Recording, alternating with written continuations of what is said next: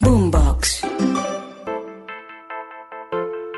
Y hoy en Cómo Como vamos a hablar de embarazo, vamos a hablar de nutrición y alimentación durante y después del embarazo. Este es un tema que me han preguntado cantidades y por eso hoy les traigo a Cómo Como una de las mejores expertas y especialistas que he entrevistado aquí en este podcast, la doctora Karina Contreras. Ella es médica funcional con estudios en medicina laboral y del trabajo, tiene una maestría en administración y desarrollo humano. Además, ella es médica ortomolecular de bioregulación y homeopatía.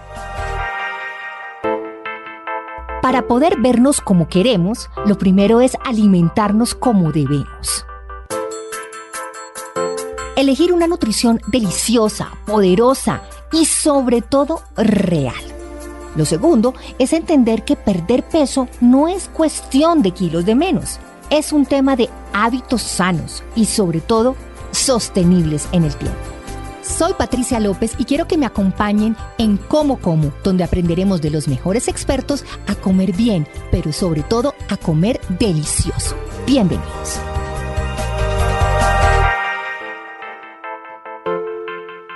Pues doctora Karina, qué rico tenerla de nuevo aquí en Cómo Como. Hola Patri, yo encantada, encantadísima. Pues bueno, Karina, empecemos con el tema de las embarazadas, que yo creo que es un tema súper interesante, y es cómo se deben alimentar las mujeres durante el embarazo y sobre todo qué tan importante es comer bien durante ese momento de gestación.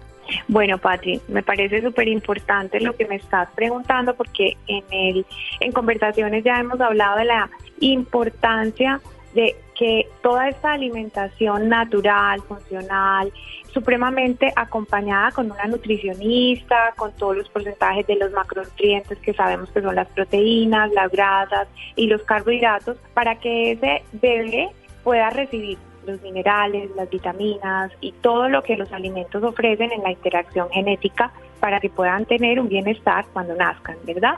En general, una alimentación en una mujer gestante depende pues del trimestre en que esté, debe estar preparada y debe estar direccionada de acuerdo a cuál sea esa situación de salud de esa mujer antes de incluso generar la gestación. Es decir, desde que yo me voy a embarazar, tengo que prepararme. Antes de generar la gestación, yo tengo que prepararme, saber cómo estoy con mis niveles de vitamina B12, mis niveles de ácido fólico, mis niveles de hierro, que van a ser los componentes principales del sistema nervioso de ese bebé y que vamos a evitar unas presentaciones, unas situaciones pues como de enfermedad cuando nazca. Uh-huh. Hay que tener también muy presente toda la gama de los carbohidratos y repitamos para las personas que nos están escuchando cuáles son esos carbohidratos, para que entendamos que todos los alimentos son permitidos, lo que no es alimento, evidentemente no deberíamos consumirlos. ¿Cuáles son los carbohidratos?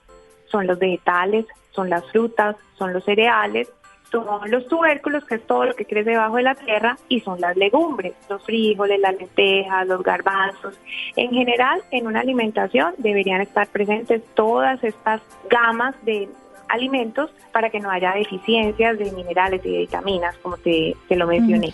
Cari, ¿una mujer en embarazo puede hacer dieta, puede hacer ayunos, digamos? No, esa es una de las contraindicaciones, Patri, o de las únicas condiciones que son demasiado pocas de hacer ayuno, precisamente porque la mujer gestante está sometida a un aumento del metabolismo, a un requerimiento calórico mayor, aunque no tiene que ser pues el doble ni el triple. Sí, que el famoso mito no es que usted tiene que comer por dos, mijita, no. Sí, no es así, pero sí evidentemente sí tiene que aumentar algunos requerimientos de proteínas y de minerales y de vitaminas, como yo te mencioné, para que ese embarazo pues sea llevado pues a satisfacción. Pero el ayuno es una de las condiciones que no deben estar en el proceso de gestación.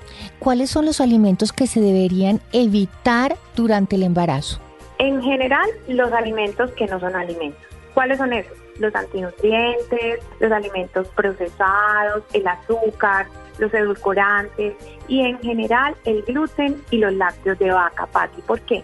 Porque el calcio puede ser o puede provenir de muchos otros alimentos del reino vegetal, como las almendras, el brócoli, las espinacas, o en su defecto quesos o lácteos que no fueran provenientes de la vaca, como la oveja y la cabra, porque la caseína de estos animales, que es esa proteína que de pronto daña tanto el intestino, es mejor tolerada y va a hacer menos daño, es decir, menos inflamación, menos procesos inmunológicos para esta mamá y para ese bebé. Son esos básicamente. No tocamos el tema del alcohol, porque cree uno que es evidente, pero yo creo que es bueno preguntar. Lo que pasa es que como el alcohol no es alimento, por eso ni siquiera lo menciono. Pero sí, evidentemente, mira, es que hay estudios que han demostrado, y eso siempre se los digo a mis pacientes, y evidentemente yo misma, o sea, yo no quiero decir que yo no tome licor y yo no tomo alcohol, pero por supuesto que lo hago y lo hago pues en los momentos en que me parece rico, converso, comparto con mis personas queridas, pero siempre es importante que sepan que en los últimos estudios, en todo este fenómeno de neuroinflamación que ocasionan enfermedades, deterioros cognitivos, deterioros de memoria, alteraciones emocionales como depresión y ansiedad, están relacionados con el consumo de alcohol. Incluso, Patri, hay estudios que dicen que una sola copa de licor puede alterar el funcionamiento cerebral. Entonces, yo ya teniendo esto en cuenta, tomo las decisiones. ¿Y cuáles son los mejores licores? Pues serían los que tienen menos azúcares, que eso evidentemente está en las etiquetas. Entonces yo te diría, un vino tinto, cepa Carmener, Malbec, que tiene un alto componente de polifenoles que son antioxidantes, que tienen un aumento de resveratrol, que también es uno de los mejores antioxidantes que existen, sería pues lo ideal, una copa, máximo una copa, no más de una copa. Y de vez en cuando. Muy de vez en cuando. Exacto, y muy eventual. Es preferible, pues, como este tipo de licor, un vino tinto, no sé, un 24 de diciembre o un 31 de diciembre, para que no se queden, pues, como sin la posibilidad de brindar, y de pronto en los trimestres ya donde el desarrollo fetal esté más avanzado, a partir del sexto, porque en el primero se están gestando embriológicamente todo ese crecimiento necesario para que esos genes tengan una mejor información y una mejor interacción. Así. Doctora Karina, ¿cuáles son los nutrientes que toda mujer en embarazo debería consumir? Como te digo, los alimentos que son alimentos, las proteínas, carne, pollo, el pescado. Hay que tener mucho cuidado con el tema de los alimentos crudos por el manejo del mercurio, por sushi no. Sushi. Evidentemente sería sushi, pero sushi no crudo, ¿sí? Sushi que no tuviera como alimentos crudos, porque tú sabes que hay sushi que puede ser más cocinadito, ¿sí?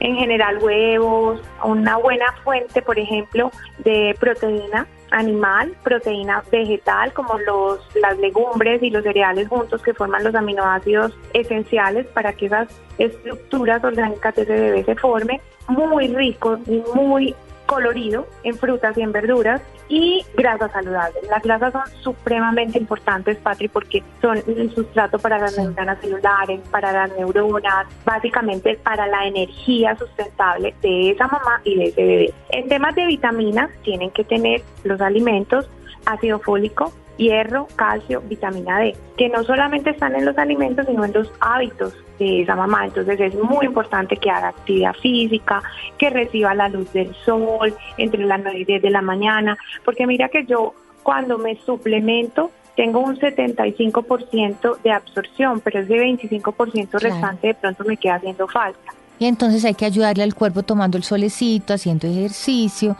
para que con la alimentación y esas actividades, digamos, sanas y esos hábitos sanos en nuestra vida, pues todo se complemente y podamos tener el 100% de todo lo que necesitamos, tanto para la mamá como para el bebé. Así es, Patri. Y también cuidando ese estado mental de esa mamá gestante cuando va a tener el bebé. El bebé va a nacer sano, pero ¿y cómo quedan muchas veces estas mamás cuando tienen los bebés pues depletadas de minerales, de vitaminas, que pueden incluso ser la causa orgánica de esas depresiones postparto? Entonces, a lo mejor no tenemos ese análisis, esa observación, inmediatamente medicamos a esa mamá y de pronto lo que tiene es un déficit de hierro, un trastorno tiroideo transitorio por un déficit de selenio o de magnesio. Entonces, cuando tú haces esto antes, durante y te preocupas por esa mamá, pues ese bebé seguramente va a estar muy bien en compañía de una mamá feliz, con una buena serotonina. Y después de tener ese bebé sano, pues la mamá se encuentra con, además de todas las actividades que tiene que hacer en su día a día, además de tener un bebé, se encuentra con que normalmente se ha engordado, dicen que más o menos como 9 kilos más o menos, es Más como el o menos, promedio, uno por cada mes. Sería Sí, uno por cada mes.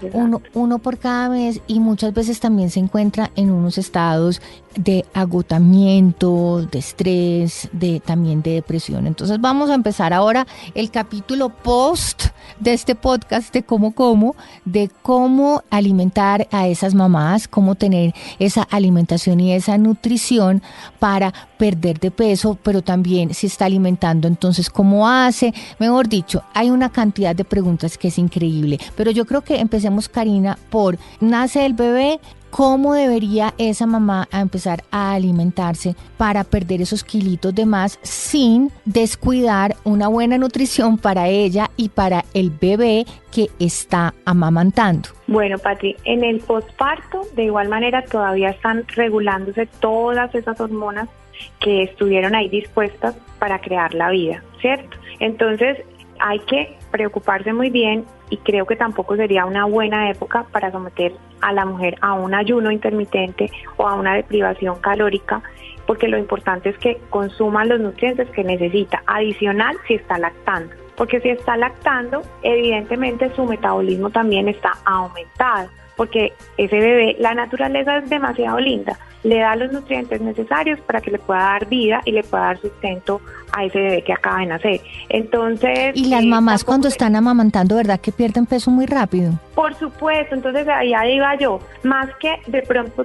preocuparnos por esa pérdida de peso, es preocuparnos ocuparnos por estar en bienestar, por recuperar el sueño. Mira, en consulta veo todo el tiempo esta situación de no pierdo peso, pero adicionalmente no duermo. Y esa es una de las principales causas de el cuerpo entiende que está amenazado. ¿Por qué? Porque no está durmiendo. Entonces entro en un modo instinto, en un modo vigilia, donde mi cortisol se dispara. Al dispararse el cortisol incluso puede que no baje la leche, porque entonces no puedo lactar, porque tengo que estar preparada para huir, para que ya viene el león. Entonces yo o corro o huyo.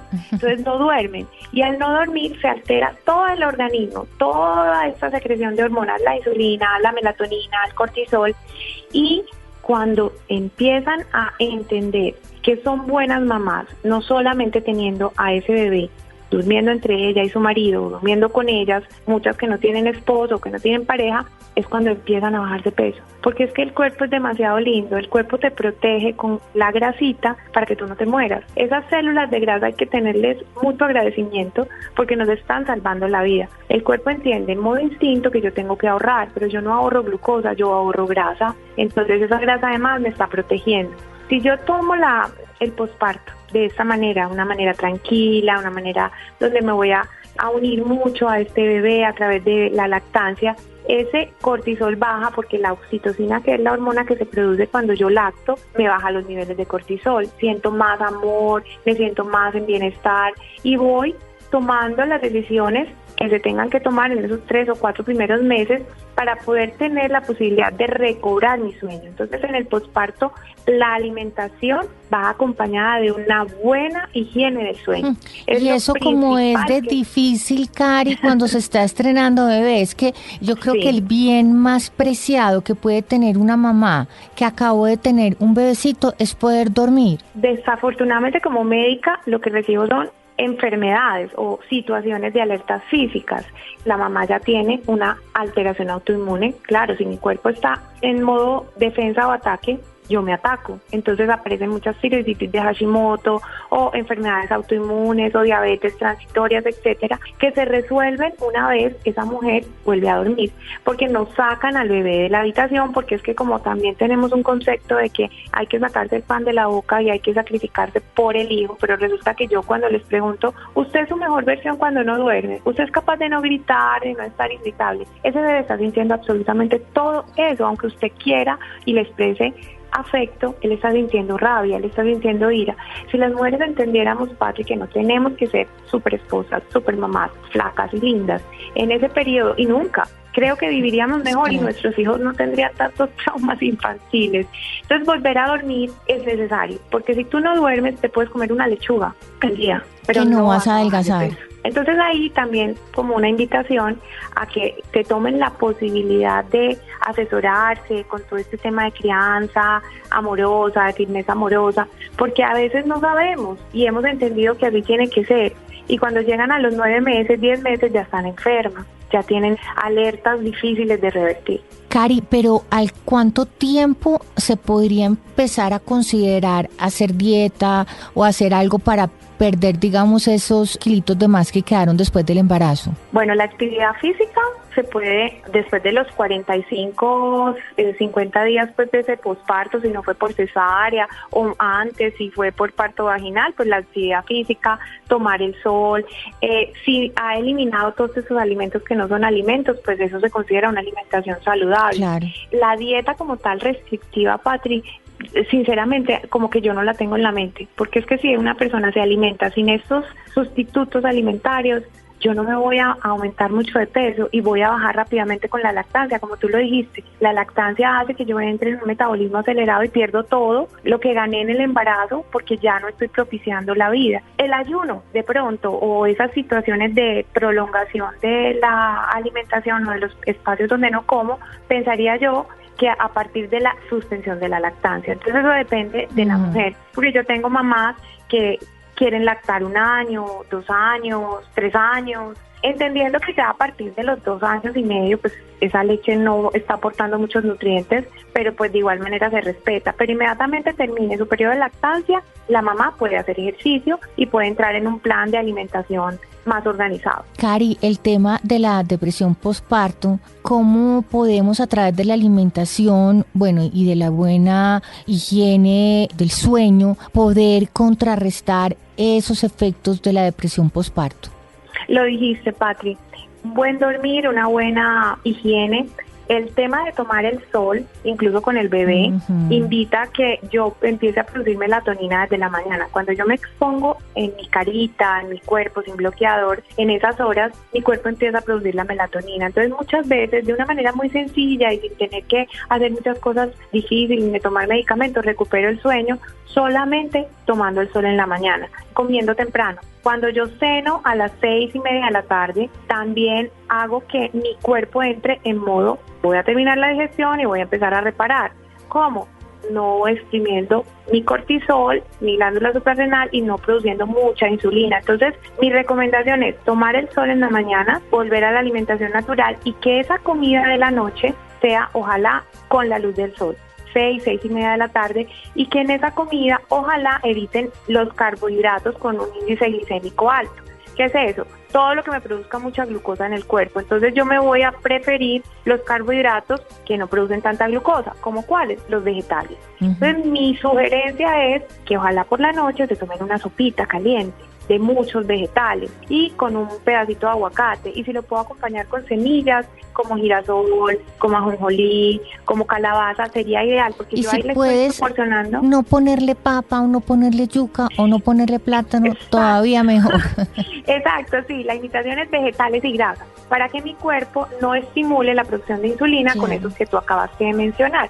¿Qué hago yo ahí? Si yo no exprimo y no produzco tanta insulina, mi cuerpo entiende que ya está en modo reposo. Y acordémonos que es muy importante para restaurar el reposo y el buen sueño. Entonces sería la mejor manera de tener esos hábitos para que mi cerebro entiende que se tiene que levantar cuando hay movimiento, cuando hay comida y cuando hay luz del sol. Y entiende que tiene que producir melatonina cuando hay oscuridad, cuando hay inactividad y cuando no hay comida. Entonces, cuando yo como temprano, a las 3 horas más o menos, a las 9 de la noche, que se empieza a producir un pico de melatonina, mi cuerpo está en modo reposo. Entonces me duermo. Excelente. Pues Karina Contreras, mil gracias por estar aquí. De verdad que buenísimos los consejos de cómo alimentarnos durante el embarazo y cómo alimentarnos y cómo tener una buena higiene del sueño después del embarazo, cosa que es clave para poder restablecer pues toda la normalidad en nuestro cuerpo. Mil gracias por estar aquí en Como y de verdad que siempre es un placer. Hasta la próxima porque tenemos mucho tema. Sí, Patri, claro, yo encantadísima. Con muchísimo gusto, un abrazo muy grande. Un abrazo gigante. Chao. Bueno, hasta luego.